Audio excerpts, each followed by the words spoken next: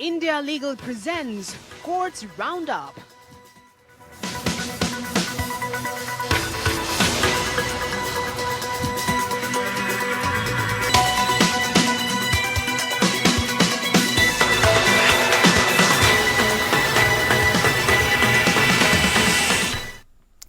नमस्कार, मैं हूं आपके साथ नेहा दुबे। कोर्ट्स राउंडअप में आपका बहुत बहुत स्वागत है। इस बुलेटिन में अगले आधे घंटे हम आपको कोर्ट से जुड़ी तमाम छोटी बड़ी खबरों से करवाएंगे रूबरू।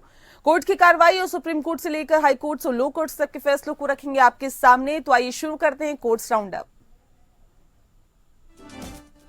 India Legal presents Courts Roundup.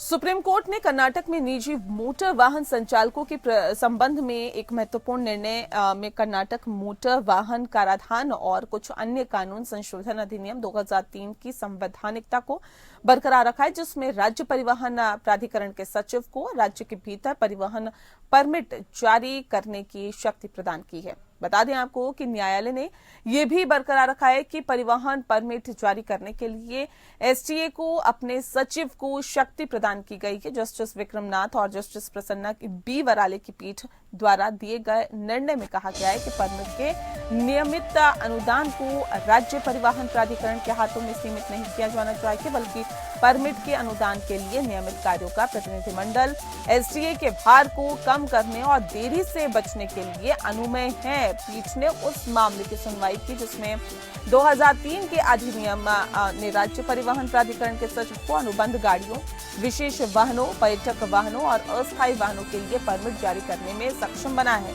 इससे पहले 1976 के कर्नाटक अनुबंध कैरेज अधिग्रहण अधिनियम ने इस अधिकार को एसटीए तक सीमित कर दिया था, लेकिन 2003 के अधिनियम द्वारा उस कानून को निरस्त कर दिया गया था। बता दें कि जिसमें एसटीए से उसके सचिव को ऐसे परमिट जारी करने के लिए अधिकार प्रत्यायोजित करने को बरकरार रखा गया था। कर्नाटक अनुबंध कैरेज अधिग्रहण अधिनियम 1976 को निजी अनुबंध गाड़ियों का अधिग्रहण करने और उन्हें राज्य के नियंत्रण में लाने के लिए अधिनियमित किया गया था। पिछले निर्णयों में सुप्रीम कोर्ट ने इस अधिनियम को बरकरार रखा था। न्यायालय ने अपील को स्वीकार करते हुए कहा कि एसटीए के सचिव को एमवी अधिनियम की धारा 68 उपधारा 5 और केएमवी नियमों के नियम 56(1)D के अनुसार गैस स्टेज कैरेज परमिट देने का अधिकार है, जो उसमें निर्धारित सीमाओं को शर्तों के अधीन है।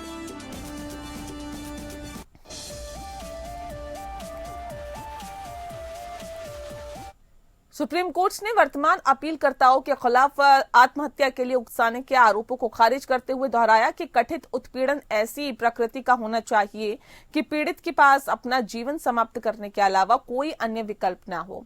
इसके अलावा मृतक को आत्महत्या करने में सहायता करने या उकसाने के आरोपी के इरादे को स्थापित किया जाना चाहिए। कई फैसलों पर भरोसा किया गया, जिसमें हाल ही में महेंद्र आवासे बनाम मध्य प्रदेश राज्य शामिल थे। बता दें कि पहले अपीलकर्ता के बेटे जियाउल रहमान और शिकायतकर्ता के चचेरे भाई तनु के बीच संदिग्ध संबंध में निहित हैं। अपीलकर्ता द्वारा एक प्राथमिकी दर्ज की गई थी, जिसमें आरोप लगाया गया था कि तनु के रिश्तेदारों ने उसके बेटे को पीटा था। इस घटना के बाद अपीलकर्ता के बेटे ने चोटों के कारण दम तोड़ दिया। इसके बाद आरोपों के अनुसार अपीलकर्ता ने तनु को अपमानित किया और तनु को प्रताड़ित भी किया। उसे अपने बेटे की मौत के लिए दोषी ठहराया।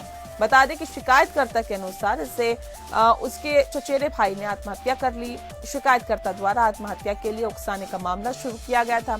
इसे चुनौती देते हुए अपीलकर्ताओं ने इन कार्रवाई को रद्द करने की मांग करते हुए हाईकोर्ट का दरवाजा खटखटाया। हालांकि हाईकोर्ट ने इसे रद्द करने से इनकार कर दिया और ये कहते हुए कि आत्महत्या और आरोपी के कृत्य के बीच एक निकट संबंध था। उच्च न्यायालय ने कहा है कि मृतका एक अति संवेदनशील लड़की थी और वह बहुत उदास थी और अपमानित महसूस कर रही थी। इस पृष्ठभूमि के खिलाफ वर्तमान अपील दायर की गई थी। इससे पहले सुनवाई शुरू होते ही जस्टिस संजीव खन्ना, जस्टिस संजय कुमार और जस्टिस के.वी. विश्वनाथन की खंडपीठ ने कहा कि आरोप पत्र शिकायतकर्ता के बयानों के आधार पर दायर किया गया था। विशेष रूप से जांच में किसी अन्य कोण का पता नहीं लगाया गया। अदालत ने दर्ज किया कि आरोप पत्र में शिकायतकर्ता के संस्करण को एक सुसमाचार सत्य के रूप में स्वीकृत और स्वीकार किया गया। बता दें आपको कि न्यायालय ने यह भी स्पष्ट किया है कि वर्तमान निष्कर्ष को प्रभावित किए बिना स्वतंत्र रूप से दोबारा जांच की जाएगी।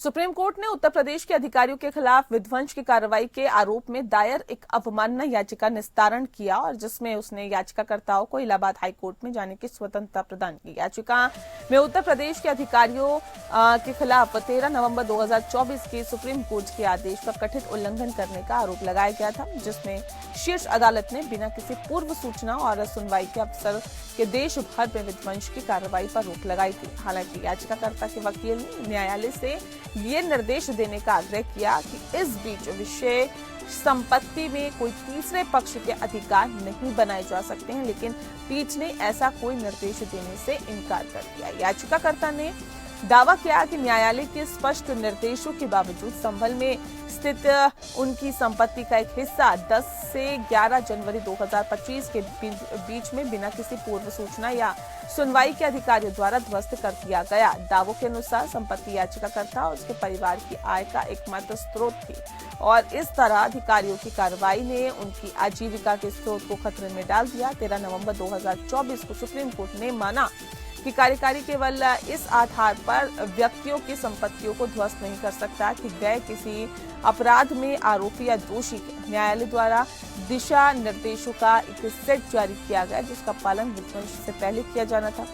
इसमें शामिल निर्देश इस प्रकार थे: स्थानीय नगरपालिका कानूनों में दिए गए समय के अनुसार सेवा की तारीख से 15 दिनों के भीतर जो विवाद में हो बिना पूर्व कारण बताओ नोटिस के कोई भी विध्वंस नहीं किया जाना चाहिए। नंबर 2 ये कि नामित प्राधिकारी पीड़ित पक्ष को व्यक्तिगत सुनवाई का अवसर देगा। नंबर 3 विध्वंस के आदेश पारित होने के बाद प्रभावित पक्ष को उचित मंच के समक्ष विध्वंस के आदेश को चुनौती देने के लिए कुछ समय दिया जाना चाहिए।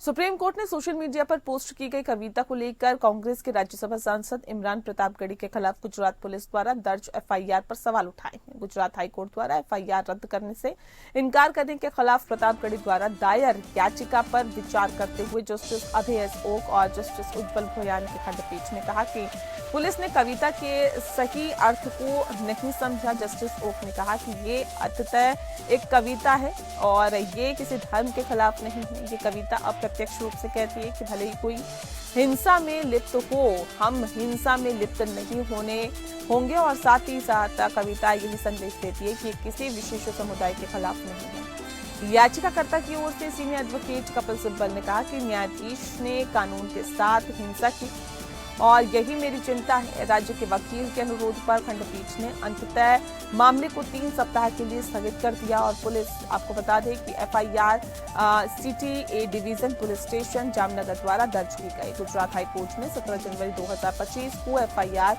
रद्द करने से इनकार कर दिया। आगे की जांच की आवश्यकता पर जोर दिया और अपने फैसले में प्रतापगढ़ी द्वारा जांच प्रक्रिया में असहयोग को एक कारक के रूप में उद्धत किया। हाईकोर्ट ने कहा है कि कविता के स्वर से सिंहासन के बारे में कुछ संकेत मिलता है। पोस्ट पर कमेंट से सामाजिक सद्भाव में संभावित गड़बड़ी का संकेत मिलता है। न्यायालय ने इस अपेक्षा को रेखांकित किया कि सभी नागरिकों, विशेष रूप से एक सांसद को इस तरह से व्यवहार करना चाहिए जिससे सांप्रदायिक या सामाजिक सद्भाव बाधित न हो। और हाईकोर्ट ने पाया कि आगे की जांच आवश्यक है क्योंकि प्रतापगढ़ी ने कानून को बनाए रखने की अपेक्षा रखने वाले विधायक होने के बावजूद जांच प्रक्रिया में सहयोग नहीं किया और 4 और 15 जनवरी को जारी किए गए नोटिस का जवाब देने में विफल रहे, जिसमें क्रमशः 11 और 22 जनवरी को उनकी उपस्थिति की आवश्यकता थी। हाईकोर्ट ने आगे की जांच की आवश्यकता पर जोर दिया और पिछले मामलों में सुप्रीम कोर्ट द्वारा निर्धारित सिद्धांतों का हवाला देते हुए कहा कि अदालत को शुरुआत में ही एफआईआर रद्द करना चाहिए।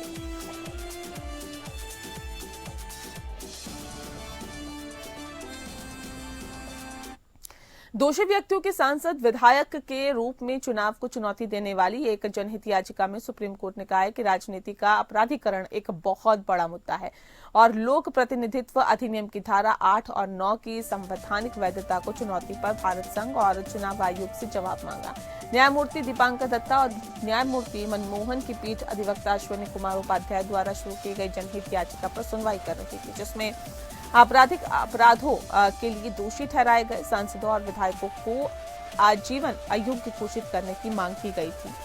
बता दें आपको कि इस जनहित याचिका के माध्यम से याचिकाकर्ता ने जनप्रतिनिधित्व अधिनियम के प्रावधानों को भी चुनौती दी है, जो केवल दोषी राजनेताओं को जेल की सजा काटने के बाद 6 साल तक चुनाव लड़ने से रोकता है। सुनवाई की शुरुआत में अमिकस क्यूरी की भूमिका निभा रहे वरिष्ठ अधिवक्ता विजय हंसारिया ने बताया कि जनहित याचिका दायर करने के बाद से मामले में कई निर्देश पारित होने के बावजूद सांसदों विधायकों से संबंधित लगभग 5000 आपराधिक मामले लंबित हैं। हंसारिया ने जनहित याचिका में उठाए गए मुद्दों को इस प्रकार संक्षेप में प्रस्तुत किया। एमपी एमएलए मामलों का शीघ्र निपटान, दूसरा ये कि आरपी अधिनियम की धारा 8 की संवैधानिक वैधता जो दोषी व्यक्ति की अयोग्यता अवधि को 6 साल तक सीमित करती है। तीसरा कि क्या आपराधिक अपराध के लिए दोषी ठहराया गया व्यक्ति राजनीतिक पार्टी बना सकता है या फिर राजनीतिक पार्टी का पदाधिकारी हो सकता है। सुनवाई समाप्त होने से पहले जब चुनाव आयोग के वकील ने जवाब दाखिल करने के लिए समय मांगा तो न्यायमूर्ति मनमोहन को ये कहते हुए सुना गया कि राजनीति का अपराधीकरण एक बहुत बड़ा मुद्दा है। चुनाव आयोग ने अपना दिमाग लगाया होगा और हमारे सामने जो प्रचार किया है उससे बेहतर समाधान भी ढूंढ लिया है। जवाब में वकील ने कहा कि इसे अदालत के समक्ष रखा जाएगा। सुप्रीम कोर्ट ने तमिलनाडु के राज्यपाल आर.एन. रवि द्वारा राज्य विधानसभा द्वारा पारित विधेयकों पर सहमति रोकने के मुद्दे की जांच की है और जिसमें सवाल किया गया है कि क्या राज्यपाल की सहमति रोकने के फैसले को अंतिम माना जाना चाहिए। याचिकाकर्ताओं की ओर से पेश वरिष्ठ अधिवक्ता राकेश त्रिवेदी ने तर्क दिया है कि राज्यपाल के पास अनिश्चित काल तक सहमति रोकने का कोई विवेकाधिकार नहीं है। अदालत ने पाया है कि तमिलनाडु विधानसभा ने विधेयकों पर पुनर्विचार किया था और उन्हें 18 नवंबर 2024 को वापस भेज दिया गया था, जबकि राज्यपाल का पत्र 28 नवंबर 2024 को आया था। पीठ ने बताया कि राज्यपाल की ओर से ऐसा कोई संदेश नहीं था जो ये दर्शाता हो कि उन्होंने उस समय सहमति रोक दी थी, न ही उन्होंने ऐसा करने से अपने कारणों के बारे में बताया था। पीठ ने आगे पूछा कि क्या कोई समकालीन रिकॉर्ड है जो बताता है कि ये बिल क्यों लंबित थे और क्या राज्य विधानसभा के पास सहमति रोकने के कारणों का कोई संकेत था। द्विवेदी ने जवाब दिया नहीं। अदालत ने तब सवाल किया कि क्या राज्यपाल की सहमति रोकने के कृत्य को उनका अंतिम निर्णय माना जाना चाहिए। द्विवेदी ने पुष्टि की हाँ। प्रमुख कानून को मंजूरी देने के अंदर देरी को लेकर तमिलनाडु सरकार और राज्यपाल रवि के बीच में लंबे समय से चली आ रही कानूनी और राजनीतिक खींचतान के बीच ये सुनवाई हो रही है। सुप्रीम कोर्ट की टिप्पणियों का विधेयक को मंजूरी देने या रोकने में राज्यपालों की संवैधानिक भूमिका पर महत्वपूर्ण प्रभाव पड़ सकता है।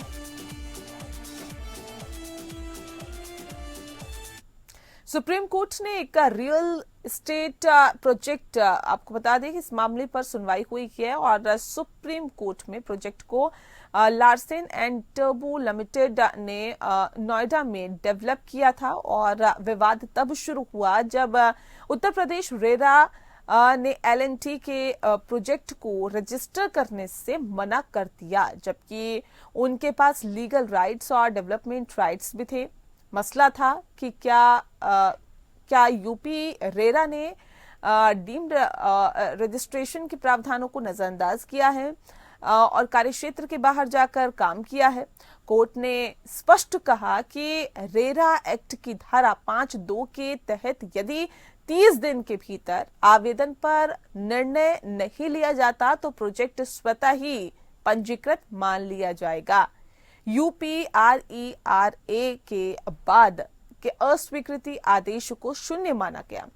न्यायालय ने पाया कि L&T द्वारा लगाए गए जुर्माने की कार्रवाई मनमाने ढंग से और आधारहीन थी, क्योंकि ये किसी तीसरे पक्ष द्वारा दिया गया था और कोर्ट ने यूपी रेरा के आदेश की अस्वीकृति आदेश रद्द किया।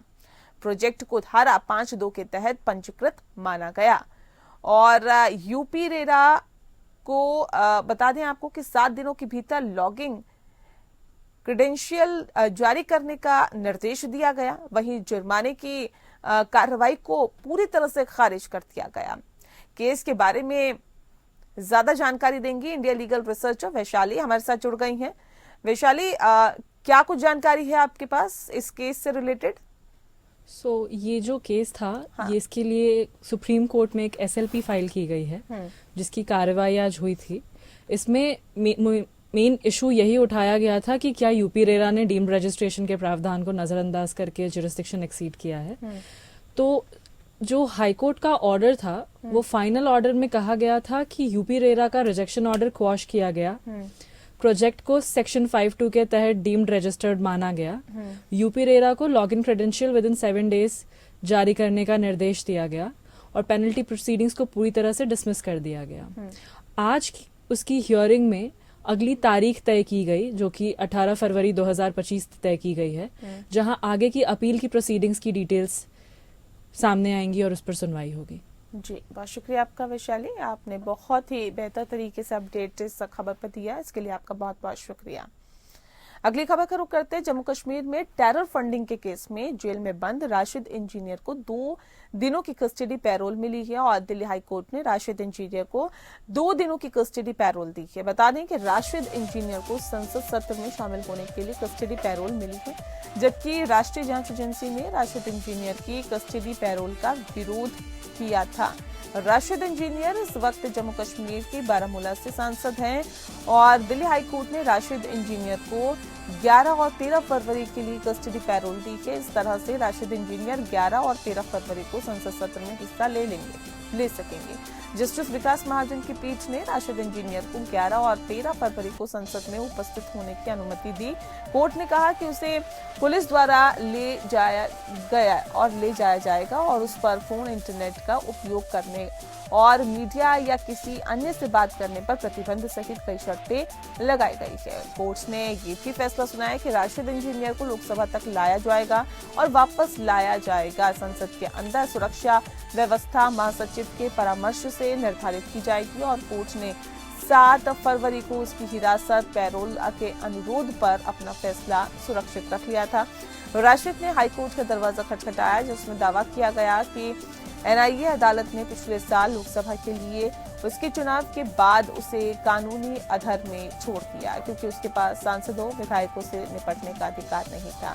उन्होंने अंतरिम हिरासत पैरोल की मांग की। NIA का प्रतिनिधित्व करने वाले वरिष्ठ वकील सिद्धार्थ लूथरा और वकील अक्षय मलिक ने अनुरोध का विरोध करते हुए तर्क दिया कि राशिद को संसद में उपस्थित होने का कोई अंतर्निहित अधिकार नहीं है और उन्होंने पैरोल के लिए कोई स्पष्ट उद्देश्य नहीं बताया। लूथरा ने सुरक्षा संबंधी चिंताएं जताई। उन्होंने कहा कि राशिद को संसद में प्रवेश की अनुमति देने के लिए पुलिस एस्कॉर्ट की जरूरत होगी, जो परिसर के भीतर हथियारबंद कर्मियों पर प्रतिबंधों के कारण जटिलताएं पैदा करता है।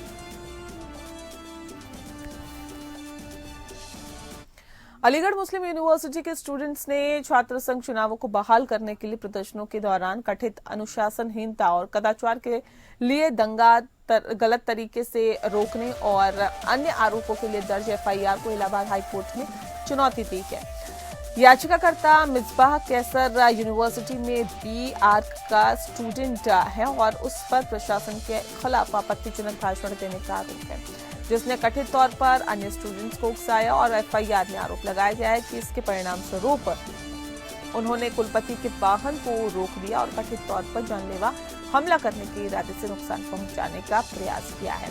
याचिकाकर्ता ने अपनी आपराधिक रिट याचिका में दावा किया कि कथित घटना की तारीख पर 100 से 125 संख्या में स्टूडेंट उपस्थिति और आगामी परीक्षाओं के बारे में अपने मुद्दे उठाने के लिए न कि किसी अवैध मांग के लिए और याचिकाकर्ता ने ऐसा कोई भाषण नहीं दिया जिससे स्टूडेंट को गलत तरीके से आंदोलन करने के लिए उकसाया गया है। एडवोकेट अली बिन सैफ और कैफ हसन द्वारा प्रतिनिधित्व किए गए याचिकाकर्ता ने तर्क दिया कि एफआईआर कुछ और नहीं बल्कि उन स्टूडेंट्स के हितों को कमजोर करने का प्रयास है जो केवल परीक्षा और उपस्थिति के बारे में मुद्दा उठा रहे थे। कैसर की याचिका में कहा गया कि एक तरफ यूनिवर्सिटी ने याचिकाकर्ता और अन्य नामित स्टूडेंट निलंबित कर दिए और दूसरी तरफ यूनिवर्सिटी ने अपने अधिकारियों के माध्यम से याचिकाकर्ता और अन्य नामित स्टूडेंट के खिलाफ एफआईआर भी दर्ज कराई है, जो स्पष्ट रूप से दर्शाता है कि वर्तमान एफआईआर कानून की प्रक्रिया का स्पष्ट दुरुपयोग है। बता दें कि कथित घटना के आधार पर यूनिवर्सिटी ने याचिकाकर्ता को निलंबित कर दिया और उसे यूनिवर्सिटी परिसर में प्रवेश करने से रोक दिया। उसे यूनिवर्सिटी द्वारा प्रदान किए गए परिसर में अपना हॉस्टल खाली करने का आदेश दिया और हाईकोर्ट 11 फरवरी को मामले की सुनवाई करेगा।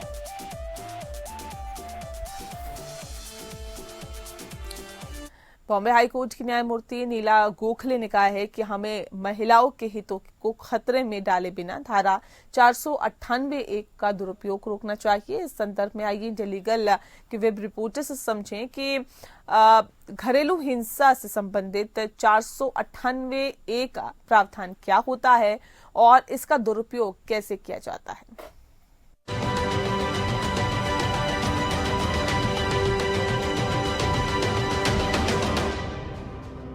आईपीसी के सेक्शन 498 का हम दुरुपयोग कैसे कर सकते हैं मैट्रिमोनियल डिस्प्यूट्स में, आइए इसके बारे में और जानते हैं। सेक्शन 498 को 1983 में शादीशुदा महिलाओं को उनके पति या ससुराल वालों द्वारा अत्याचार से बचाने के लिए लागू किया गया था। ये बिना वारंट गिरफ्तारी की अनुमति देता है और कठोर सजा का प्रावधान करता है, लेकिन अक्सर इसका दुरुपयोग होता है जिसमें वैवाहिक विवादों की गर्माहट में झूठे आरोप लगाए जाते हैं, जिससे बिना वजह गिरफ्तारियां हो रही हैं और कानूनी झमेले बढ़ते जा रहे हैं। जस्टिस डॉक्टर नीला गोखले ने बॉम्बे बार एसोसिएशन द्वारा आयोजित एक सेशन के दौरान सेक्शन 498 के यूज में आर्बिट्ररी अरेस्ट्स पे एम्फसाइज किया। उन्होंने मनमानी गिरफ्तारियों के खिलाफ चेतावनी दी और उन आर्बिट्ररी डिसीजंस का उल्लेख किया जिसमें सुप्रीम कोर्ट ने सेक्शन 498 के दुरुपयोग को रोकने के लिए गाइडलाइंस जारी की थी। Anesh Kumar versus state of Bihar 2014। इस केस में कोर्ट ने खास तौर पर बताया था कि वैवाहिक विवादों में बिना वजह और तुरंत गिरफ्तारियों से बचना चाहिए। कोर्ट ने जोर दिया कि सिर्फ कंप्लेंट फाइल होते ही तुरंत गिरफ्तारी नहीं होनी चाहिए, बल्कि पुलिस को पहले एक प्रिलिमिनरी इन्वेस्टिगेशन करनी चाहिए ताकि आरोपों की सच्चाई की पुष्टि हो सके। उसके बाद ही कोई एक्शन लिया जाए। For more such legal updates follow India legal.